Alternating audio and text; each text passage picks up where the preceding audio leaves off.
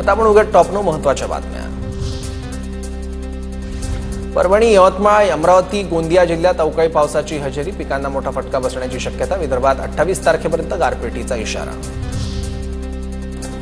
छत्रपती संभाजीनगर जिल्ह्यात पाणी टंचाईच्या झळा, एमआयडीसी परिसरातील टंचाईग्रस्त गावातून पाण्याची मागणी वाढली। उद्योगांचं 6 MLT पाणी घटलं।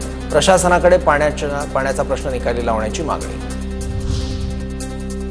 अमरावती जिल्ह्यातील 84 गावात पाणीबाणी, तात्पुरत्या उपाययोजनांवर प्रशासनाचा भर। 18 टँकर आणि अधिग्रहित केलेल्या 55 विहिरीद्वारे तहानलेल्या गावांना पाणीपुरवठा सुरू। बीडच्या बिंदुसरा डॅममधील पाणी पातळीत प्रचंड घट, बिंदुसरा नदीपात्र कोरडं ठाक पडलं। पाण्याच्या कमतरतेमुळे पाणीबाणीचं संकट।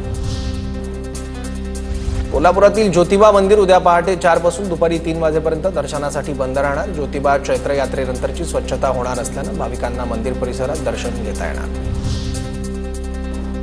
गौतम गंभीरला धमकी देणाऱ्या आरोपीला अटक, आयसिस काश्मीरकडून गंभीरला जीवे मारण्याची धमकी मिळाली होती।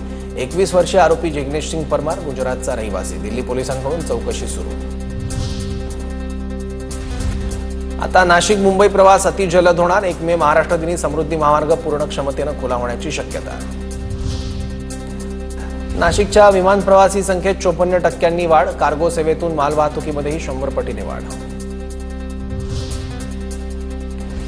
कैलास मानसरोवर यात्रेसाठी नोंदणी प्रक्रिया सुरू, जून ते ऑगस्ट कालावधीत यात्रा असणार। इच्छुक यात्रेकरूंना संकेतस्थळावर नोंदणी करता येणार।